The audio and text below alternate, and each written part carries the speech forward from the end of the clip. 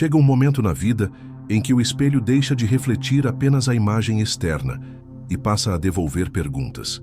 O tempo, antes abundante, agora pesa nos ossos, e a pergunta silenciosa se torna inevitável. Quem estará ao seu lado quando tudo desacelerar? Essa reflexão profunda carrega consigo uma verdade incômoda, não apenas sobre o futuro, mas sobre o presente que estamos construindo. A forma como lidamos com a solidão, a autonomia e o afeto revela muito mais sobre nós do que imaginamos. Este não é apenas um questionamento sobre cuidados médicos ou apoio físico. É uma investigação sobre vínculos, escolhas e o legado emocional que deixamos. Prepare-se para mergulhar em um olhar transformador, onde a psicologia profunda oferece mais do que respostas. Oferece caminhos de reconexão com o que realmente importa. Deixe nos comentários. Eu escolho cuidar e ser cuidado com consciência. Já aproveita para dar seu like, inscrever-se no canal e deixar seu apoio nos comentários. Isso fortalece esse espaço de consciência e nos permite seguir compartilhando conteúdos como esse. A pergunta sobre quem cuidará de nós na velhice não é apenas prática, é, acima de tudo, simbólica. Para a psicologia analítica de Carl Jung, esse questionamento toca diretamente o processo de individuação, que é o chamado à integração de todas as partes da psique ao longo da vida. Envelhecer é, portanto, uma oportunidade de ouro para essa jornada interior, mas também um momento em que tudo aquilo que evitamos ao longo dos anos retorna com intensidade. A sombra, arquétipo das partes negadas ou reprimidas de nós mesmos, se manifesta na velhice através do medo da inutilidade, da dependência e do abandono. Se passamos a vida projetando nossa segurança nos outros, sem construir vínculos reais ou autonomia emocional, a velhice nos confrontará com o vazio dessas projeções. É como se o inconsciente dissesse: agora é hora de assumir responsabilidade por tudo aquilo que deixamos à margem. A integração dos aspectos feminino e masculino também se intensifica nesse estágio da vida. O velho que nunca acolheu sua sensibilidade, o feminino, pode se tornar um tirano emocionalmente frio. A mulher que nunca reconheceu sua força, o masculino, pode cair na vitimização ou no ressentimento. A velhice clama por equilíbrio interno. Esse processo nos mostra que a pergunta "quem vai cuidar de mim?" é menos sobre o outro e mais sobre o que construímos internamente. Cuidar e ser cuidado são expressões de vínculos maduros e não de dependência cega. Jung nos convida a ver esse momento como um rito de passagem, onde o cuidado começa no íntimo e se projeta no mundo com autenticidade.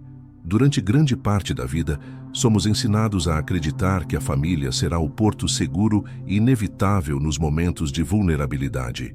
Esse ideal profundamente enraizado no imaginário coletivo alimenta a expectativa de que filhos, netos ou parentes próximos estarão naturalmente dispostos a cuidar de nós na velhice.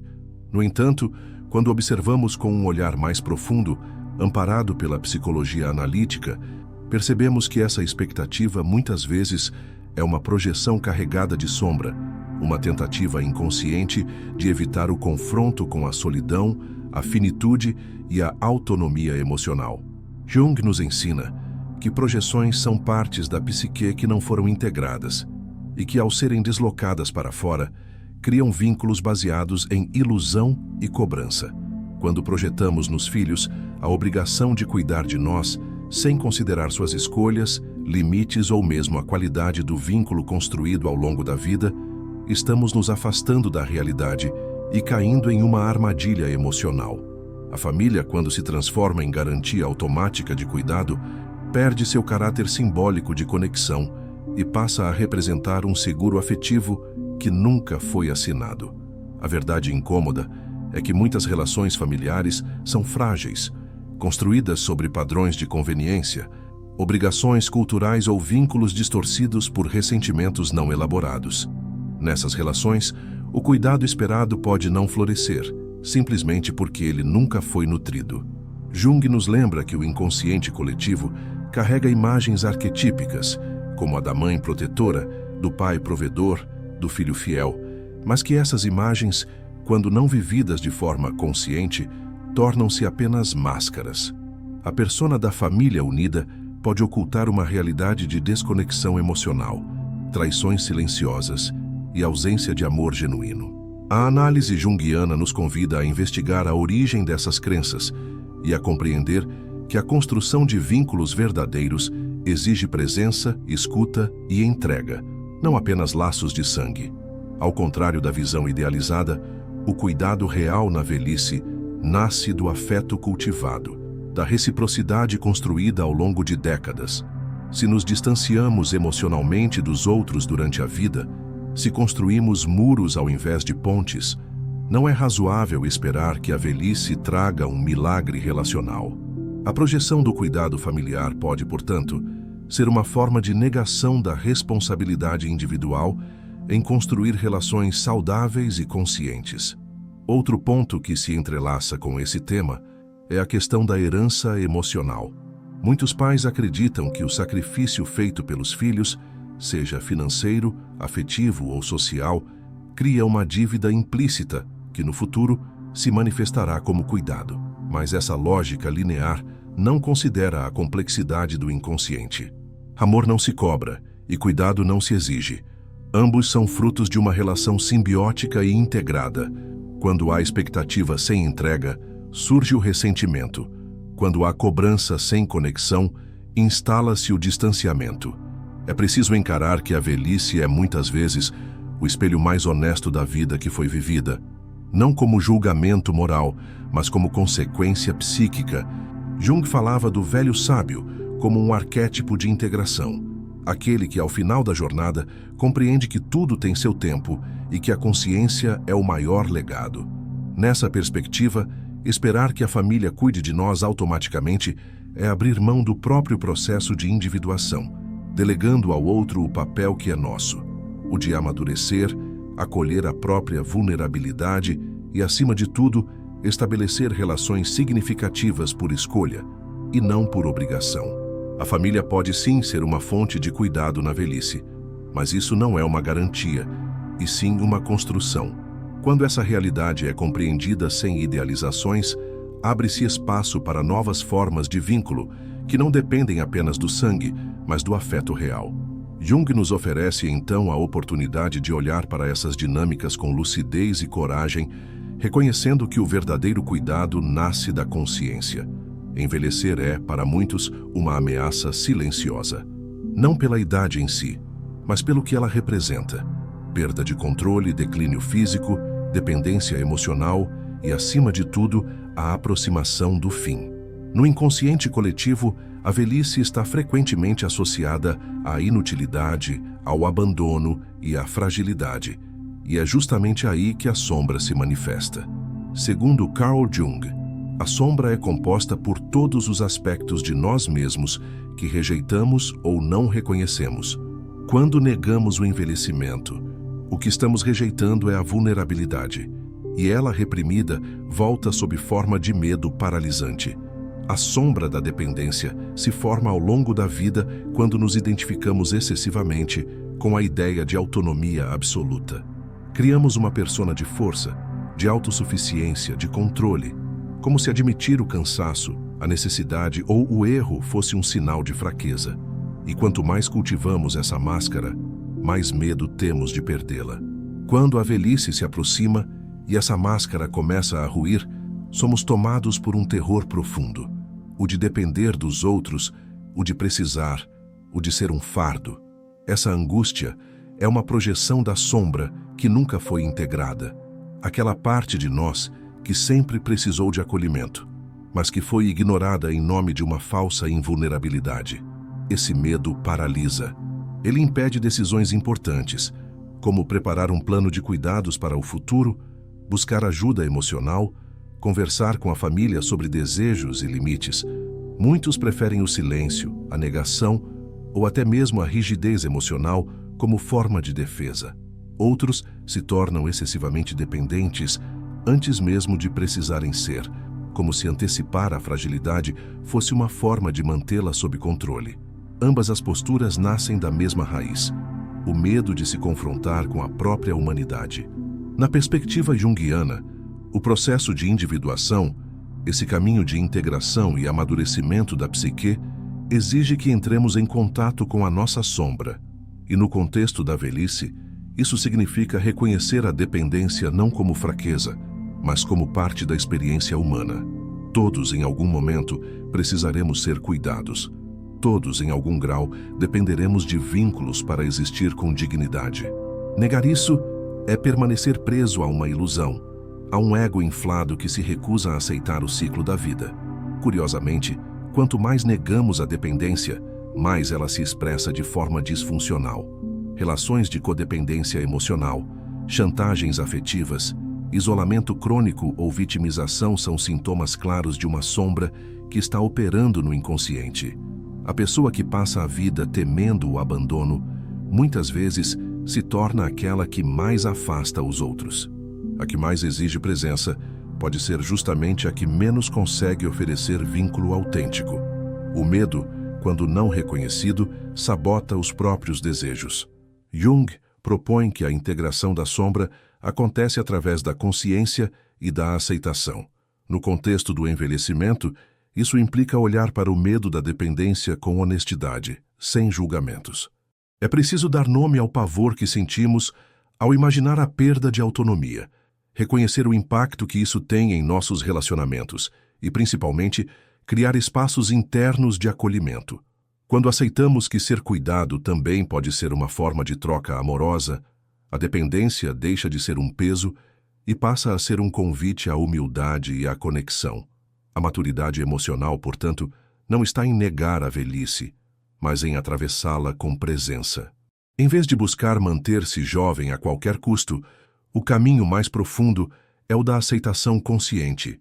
A sabedoria que Jung propõe é aquela que nasce do confronto com o real, e isso inclui admitir que precisamos, sim, dos outros, mas precisamos, sobretudo, de nós mesmos, lúcidos, inteiros e reconciliados com todas as partes que nos habitam.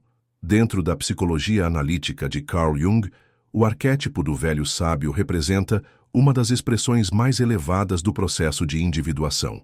Ele não é apenas uma figura idosa com experiência acumulada, mas uma imagem interna, simbólica, que emerge quando a psique atinge um estágio de integração profunda. O velho sábio é aquele que já não precisa provar nada, que encontrou sentido no silêncio, que compreendeu os ritmos da vida e que se tornou finalmente mestre de si mesmo. Esse arquétipo não se manifesta com o simples passar do tempo. Ele é conquistado, cultivado, nutrido. E é justamente essa jornada de maturidade emocional que nos leva à verdadeira autonomia. Autonomia emocional não significa independência absoluta ou ausência de vínculos. Ao contrário, ela nasce da capacidade de estar em relação com o outro sem se perder de si. Na velhice, essa competência se torna ainda mais vital, pois as perdas se acumulam, da força física, do status social, da vitalidade corporal, de amigos e companheiros. Mas o que se revela em meio a tudo isso é a essência. Aquele que percorreu o caminho da individuação com coragem chega à velhice com uma autonomia que transcende o corpo, uma autonomia da alma. O velho sábio compreende que a verdadeira liberdade está em aceitar a vida como ela é, com seus ciclos, suas inevitabilidades e suas transformações. Ele não luta contra o tempo, mas caminha com ele, e ao fazer isso, desenvolve uma serenidade que é rara e profunda. Essa serenidade é fruto da integração dos opostos internos, do masculino que age e do feminino que acolhe, da força e da fragilidade, do controle e da entrega. A autonomia emocional é esse ponto de equilíbrio, onde não há mais guerra interna, apenas presença. É comum vermos pessoas que chegam à velhice com muitos bens materiais, mas emocionalmente frágeis, dependentes da aprovação alheia, temerosas da solidão, ressentidas com o passado. Essas pessoas, por mais que tenham vivido décadas, não se tornaram sábias, porque a sabedoria não vem do tempo cronológico, mas do tempo psíquico, daquele que é marcado pelas experiências vividas com consciência. O velho sábio não é aquele que acumulou memórias, mas aquele que as compreendeu. Ele não carrega mágoas porque já as transmutou. Não vive de expectativas, porque aprendeu a confiar na realidade como ela é. Ao contrário do que muitos pensam, tornar-se emocionalmente autônomo não é um processo solitário. Pelo contrário, exige profunda conexão com o próprio mundo interno e, a partir dele, com o outro. Mas essa conexão não vem da carência, e sim da escolha consciente. A pessoa emocionalmente autônoma pode pedir ajuda sem sentir que está se rebaixando, pode receber cuidado sem se sentir diminuída, pode dizer não sem culpa e pode estar só sem sentir abandono. Essa postura psíquica é o que torna a velhice um território de potência, e não apenas de perdas. Jung acreditava que na segunda metade da vida, a busca deveria deixar de ser externa e tornar-se interna. O que antes era voltado para conquistas sociais e materiais, agora se transforma em mergulho interior, em busca de sentido, de integração, de totalidade. E é nesse processo que o arquétipo do velho sábio se aproxima. Ele surge não como uma promessa de respostas, mas como um reflexo daquilo que já foi vivido com profundidade. Sua presença na psique oferece orientação, consolo e clareza. E, sobretudo, oferece um modelo de velhice que não é decadência, mas culminância. Construir essa autonomia emocional exige trabalho diário, enfrentamento da sombra, cura das feridas afetivas, reconciliação com a história pessoal, aceitação das limitações, gratidão pelo que foi vivido. Não há atalhos, mas há caminho. E quando esse caminho é percorrido com honestidade, a velhice deixa de ser um fardo e passa a ser um trono. O velho sábio, então, não precisa de um cuidador que lhe devolva a dignidade, porque ele próprio a construiu. Quem o cuida, o faz por amor, e não por obrigação. E ele, ao receber, continua oferecendo aquilo que sempre teve de mais valioso: consciência. A qualidade das relações que teremos na velhice não será determinada pela sorte, pela obrigação familiar ou pelo tempo vivido ao lado de alguém, mas pela consciência que colocamos nas conexões que cultivamos ao longo da vida. Esse é um dos ensinamentos mais profundos que podemos extrair da psicologia analítica de Carl Jung. A vida não é apenas o que nos acontece, mas, sobretudo, o que fazemos com o que nos acontece. E isso inclui nossas relações. O que negligenciamos hoje retorna amanhã, não como punição, mas como consequência psíquica. É a alma cobrando coerência entre o que se viveu e o que se deseja colher. Vivemos em uma cultura marcada pelo imediatismo, pela distração e pela superficialidade. As relações são muitas vezes funcionais, baseadas em interesses mútuos e conveniências temporárias. Pouco se fala sobre vínculos profundos, sobre presença real, sobre o compromisso com o crescimento mútuo. Nesse contexto, cultivar relações conscientes parece um luxo, quando na verdade é uma necessidade fundamental, porque ao envelhecer não seremos lembrados pelo que fizemos, mas por como fizemos os outros se sentirem. As memórias afetivas que deixam raízes são aquelas nutridas com verdade, com presença e com afeto não condicionado. Jung nos lembra que a individuação não é um caminho de isolamento, mas de integração. Isso significa que o desenvolvimento da consciência inclui necessariamente a forma como nos relacionamos. Quando deixamos de projetar no outro nossas carências e medos, passamos a enxergá-lo como ele é, e não como gostaríamos que fosse. Relações conscientes são aquelas em que ambos os lados se sentem vistos, ouvidos e respeitados. E esse tipo de relação só pode ser construído por quem já começou a se ver, a se ouvir e a se respeitar internamente. Na juventude e na vida adulta, é comum negligenciarmos esse trabalho relacional por acreditarmos que há tempo, que vínculos podem ser retomados depois, que o perdão pode ser adiado, que o carinho pode ser deixado para ocasiões especiais. Mas a velhice chega como uma espécie de acerto de contas. Quem cultivou relações superficiais colherá distância. Quem priorizou o controle sobre a escuta colherá silêncio. Quem insistiu em ter razão, em vez de buscar conexão, colherá solidão. Esse é o momento em que a psique revela com absoluta clareza a qualidade do solo que foi nutrido ao longo da vida. Relações conscientes não são perfeitas. Elas incluem conflitos, rupturas, limites, mas há nelas uma honestidade essencial. A presença, a verdade. E essa verdade cria raízes que resistem ao tempo. A pessoa que vive com consciência constrói vínculos que não dependem da juventude, da força ou do poder, mas da alma. Na velhice, isso se manifesta em forma de cuidado espontâneo, de companhia sincera, de afeto que não se ausenta quando o corpo falha ou quando a rotina exige esforço. Não há imposição, há escolha. Um ponto essencial nesse processo é o de abandonar o modelo de relacionamento baseado em trocas inconscientes, onde damos para receber, cobramos sem dizer, manipulamos com afeto ou culpa. Relações assim, ainda que duradouras, não sustentam o peso da velhice. Porque no momento em que as máscaras caem e os papéis sociais se desfazem, o que permanece é a essência do vínculo. E se essa essência for construída sobre carência, ressentimento ou dependência, ela se quebra. Por isso, é fundamental fazer hoje o que ainda está ao nosso alcance. Dizer o que sentimos, reparar o que machuca, cultivar presença nas pequenas coisas, construir relações onde o outro é livre para ser. E nós também. Jung nos mostra que a alma deseja inteireza, e isso inclui viver relações inteiras. Na velhice, quando a consciência já percorreu muitos caminhos, o que realmente conforta não são lembranças de conquistas ou posses, mas os rostos que permaneceram, os vínculos que resistiram, os gestos simples que deixaram marcas profundas. O futuro emocional que teremos dependerá diretamente da qualidade de presença que oferecemos hoje. Relações conscientes não são construídas com promessas, mas com escolhas diárias. E cada escolha é um passo na direção da velhice que queremos viver, ou da solidão que, sem perceber, construímos. Envelhecer não é apenas uma questão de tempo, mas de consciência. Ao longo deste mergulho, vimos como as ideias de Carl Jung iluminam aspectos profundos da velhice que muitas vezes permanecem ocultos.